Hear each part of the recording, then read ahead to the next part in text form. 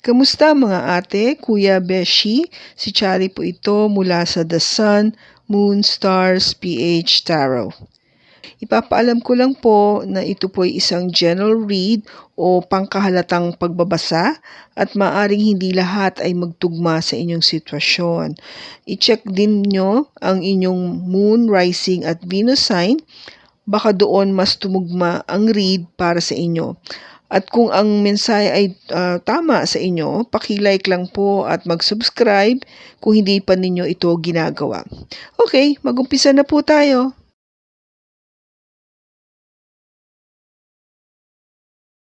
Hello po mga ate, kuya, beshies. Kamusta na po kayo? Andito ulit ako si Chari para another reading, and this is for the sign of Aquarius, Sun, Moon, Rising, and Venus. And of course, welcome po yung mga cross-watchers ni Aqua at bago po nating mga viewers. Bago po lahat, ipapaalam ko lang po kung bakit ako hindi nakapag-upload kaagad. Ito po ay dahil sa yung kapatid ko po ay nag-pass away at ako po ay nagdadalamhati ngayon at nagluluksa sa kanyang pagkawala. Pero syempre po, kailangan po natin magpatuloy, kaya po ako'y humingi sa inyo na pangunawa at gagawin ko po itong reading kasi alam ko po marami nag-iintay sa mga aqua na kung ano po yung mensahe o enerhiya na ating pong mababasa sa araw po ito. Ano yung nararamdaman ng person mo sa'yo, Aqua?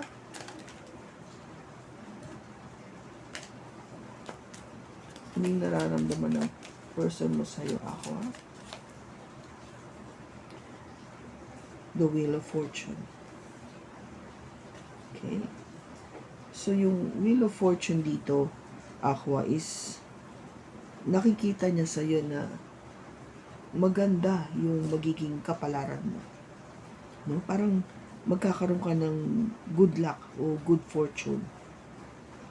Kasi ang Wheel of Fortune is yung pag ano ba, 'di ba, yung sitawag nilang umiikot yung gulong ng kapalaran, no? Ito ay normally pag-ikot niya is pataas, no? Sa iyong pabor o something na magiging maganda o magdadala nga ng kaswertihan sa iyong buhay. Kaya ang nakikita niya sa iyo is magiging maganda ang buhay mo, no? Maswerte, magiging maayos. In other words, that's how your person is seeing you. Siguro dahil alam naman niya na ikaw ay magaling, masipag, matalino, very caring, no? Sa nakakarami. Kaya yung lahat ba ng sabihin natin characteristics ng isang taong magiging successful, nasa sa'yo yun. Okay? Kaya ganun kanya nakikita, no? Kung ba you are a candidate for success, no? Or you attract success in your life. Okay? So, ano yung pinaka-nagustuhan naman niya sa'yo? Ako ano yung pinaka-nagustuhan ng person mo sa'yo?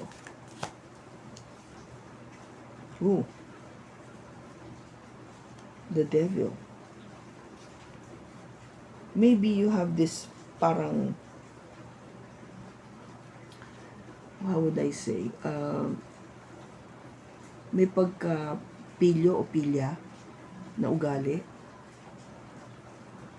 Sometimes, kung ba parang yung tipong image na bad boy or bad girl, yung tipong gano'n. But not necessarily bad, but yung ano lang, kung ba parang, I guess it's your way of showing na this is who you are. No, I think you're just being truthful kung ano ka. Kasi kung ba, hindi naman lahat ng pagkakataon mabait tayo, di ba? Sa totoo lang. May times din na we get to be bad. Yung tipong, sabi ko nga lumalabas yung pagiging maldita o maldito natin. Kasi depende rin sa sitwasyon. Kung bakit natin pinalalabas to o pinakikita. Di ba? May times na we have our reasons to show people that side of us. Kasi meron tayong gustong parating, ipa realize dun sa mga tao na yon, no? For them to see na wow, capable pala siyang gawin yon, yung mga ganon. Now, of course, lagi ko sinasabi na the devil is a negative energy. Now, depende na ngayon sa'yo, Aqua, kung how negative you want to go or to do. Kasi, yung sinasabi ko lang negativity dito is really something very superficial, mababaw lang. But, it all depends also on how you do or what you do in your life. Diba? Kasi kung talagang magpapakasama-sama ka, then of course that is not attractive at all. Maybe the person finds it to be attractive kasi nga, kung ba may pagkamaldita ka ng konti na in a way, siguro nakikita ng tao na okay to sa sa ibang aspeto ng buhay, na hindi siya yung sobrang bait, na madaling maloko o madaling mapaniwala sa mga ganung bagay. Kasi kung lalabas mo yung pagiging maldita mo o maldito mo, syempre, di ba, hindi ka agad bibigay, hindi ka mag-reason out ka, you will not just give in right away, mga tipong ganon. And maybe that your person finds it to be one of the your strong character na talagang attractive para sa person mo. Okay? So, ano yung totoong intention niya sa'yo? Ano yung totoong intention ng person mo sa'yo, Aqua? This seems wants to come out.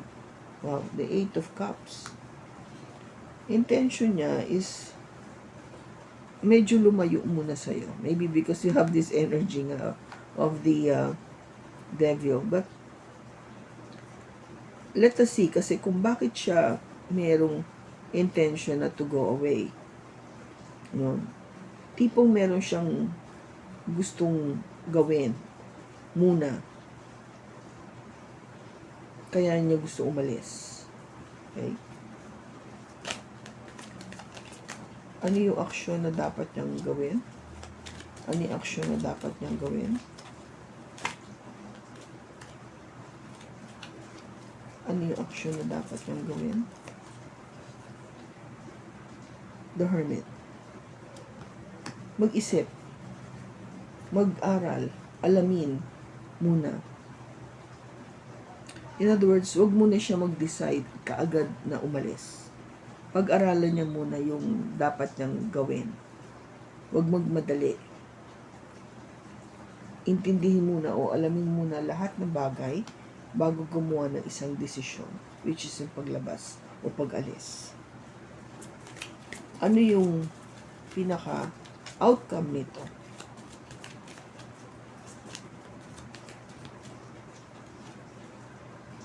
Temperance. Ang outcome nito, Aqua, is balansehin mo muna yung sarili mo. Learn to balance yourself. Parang, kung ba, if you need to be healed, no, kung meron kang pinagdaanan dati, kailangan ayusin mo muna yon. No, you have to go through that para ma-overcome mo siya and for you to forget already and move forward. Now, if it has something to do with yung sabihin natin, yung devil energy na to, then you have to balance yourself. Kailangan alamin mo na paano alam mo yung tama, yung pagiging mabuti at masama.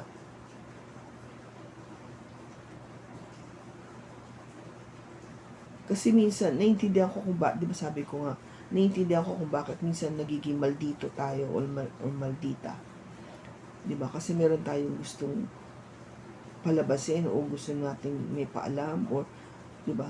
They're very important reasons for you kung bakit mo ginagawa yon. But ang sinasabi dito, learn to balance that.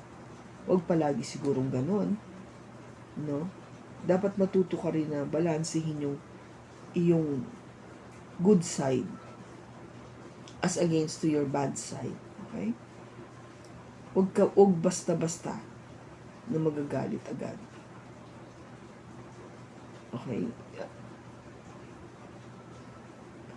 Ang inaano kasi dito is yung person mo, no? Bakit ba siya umaalis? O bakit siya nag-iisip na umalis o mawala? And being asked to for you to please pag-aralan mo muna yung magiging action mo. Kasi ang kailangan mo lang naman is to balance yourself. Siguro nakikita niya na baka mahirapan siya sa'yo because of this devil energy.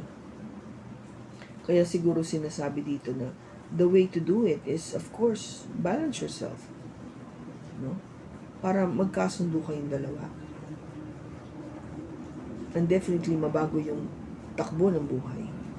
Okay, maybe kasi baka you're getting too parang hang up with your finances or your career or something like that, which is to a point na kung sobra-sobra na, of course that is bad, no? Kung gaba parang kung nagiging ano ka na, obsessed ka na dun sa pagiging mayaman mo o sa career mo, kasi devil is also an obsession. This is an obsession. Baka there's something to do with your obsessiveness pagdating sa iyong career, sa iyong buhay. Kasi the wheel of fortune started, no? Nagumpisa. Yung takbo ng buhay mo naging maganda, and then you got obsessed na, dapat ganito palagi yung aking buhay, o I would receive so much ganitong blessings or money or kung ano man yon, no? Which to a point na maybe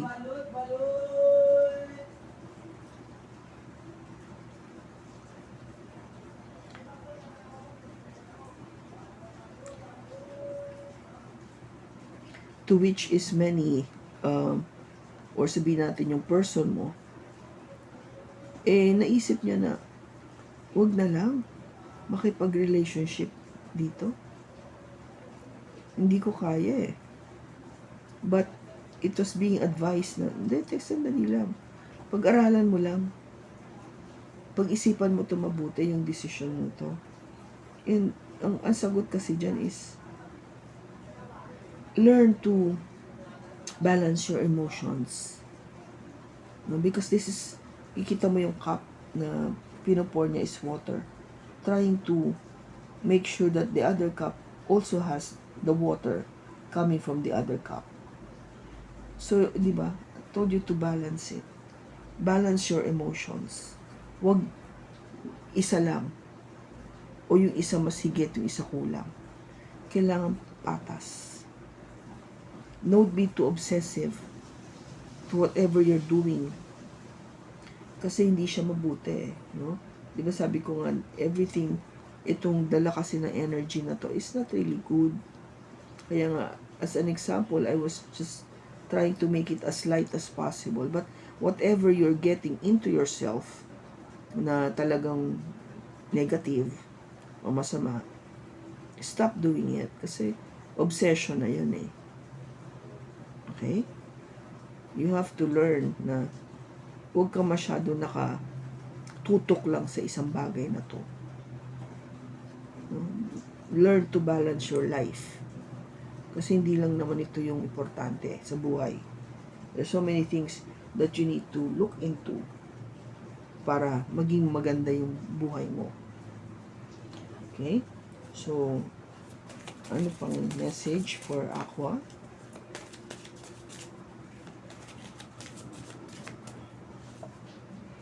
Best friend. Friendship is vital to your romance. Feeling deepen and blossom.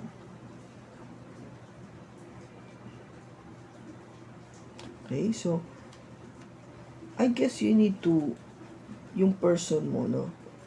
Yung ating cross-watcher, mag-start kayo as good friends. Para iba yung maging dating ng relationship. Diba? Hindi yung ligaw agad. Ganun. Kung ba, magkaibigan muna kayo. And from there, try to develop that feelings into a much deeper, which is love, no? Yung maging true love kayo. Kasi para maging mas maayos yung relationship. I think this is what they're saying to be, na maging balance, no? Balancehin mo siya. Ano pa yung message for Aqua?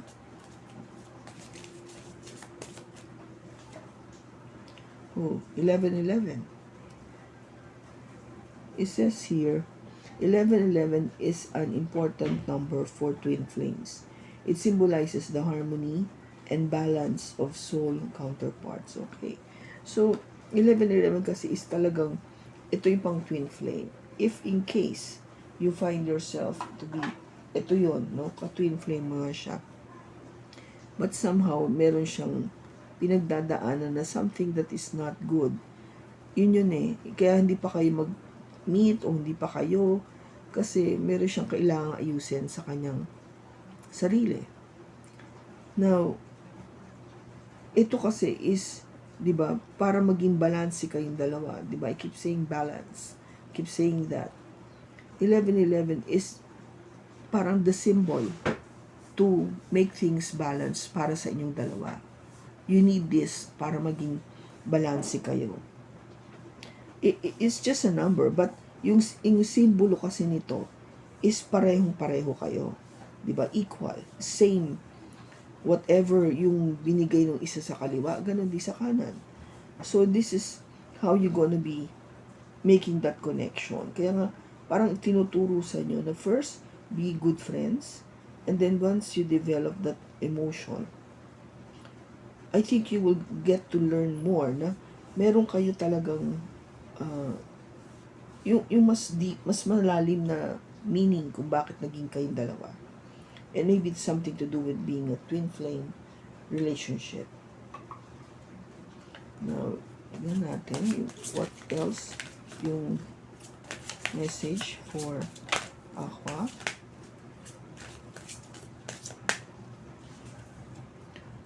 Helpful people. Okay, ang sabi dito is of course to be helpful to other people. Maging matulungin ka, which I don't think it's a problem with you, Aqua or Aquarius, kasi ganito ka eh, ikaw talaga to, matulungin ka sa lahat, sa maraming tao. Mas gusto mong tumulong sa nakakarami kaysa sa, kung sabihin natin, sa pamilya, okay? Mas gusto mo yung marami. Yung mga tipong sagot ng pang Miss Universe sa buong mundo, okay? You want to help a lot of people, which is something very honorable. Yung napaka magandang purpose, no, to help a lot, to help many people. Now, syempre, hindi lang yung makatulong sa ibang tao, but also make sure that you are also helping yourself and helping yung person mo para maging mas maayos yung relationship. Huwag mo kalimutan ikaw at yung sarili, yung ikaw. Huwag mo kalimutan ikaw at yung person mo. Mabuti yung ginagawa mo na isipin ng maraming tao, pero importante din na isipin mo ikaw at yung person mo. I keep saying balance, okay? Balance lang. I guess that is what is needed sa relationship na to. Okay?